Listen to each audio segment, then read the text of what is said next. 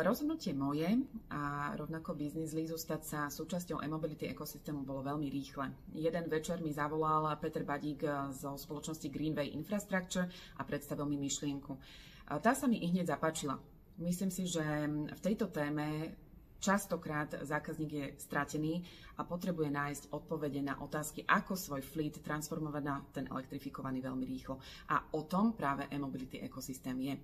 Zároveň my v Business Lease sme dali našim zákazníkom sľub, že budeme k ním prinášať tie najinovatívnejšie služby a produkty.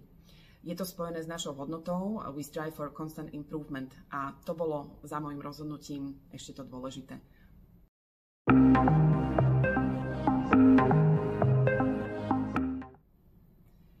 Naša rola ako Business Leasu v rámci e-mobility ekosystému je v tom, že ponúkame služby operatívneho leasingu.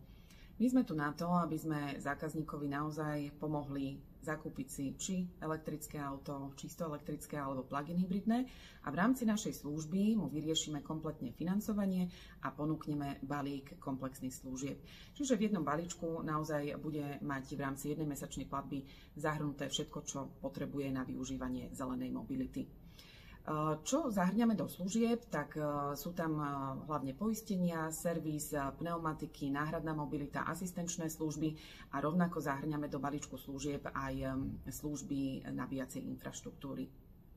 V čom vidím špeciálne pridanú hodnotu pre našich zákazníkov je okrem samotného komfortu a komplexnosti služieb, že prostredníctvom operatívneho leasingu klient nenesie žiadne riziko spojené so stratou zostatkovej hodnoty a rovnako sa nemusí obávať v prípade, že sa stane s elektrickým autom nejaký technický problém, prípadne nejaký problém s batériou. Všetky tieto ťažkosti nesieme na pleciach my ako leasingová spoločnosť.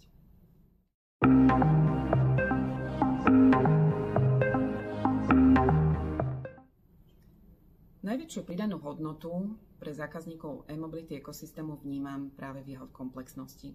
Veľmi sa mi páči, že pravidelne preškolujeme všetky naše obchodné týmy, každého jedného z členov a tým pádom zákazník dostane komplexné odpovede od ktoréhokoľvek obchodníka, ktoréhokoľvek člena.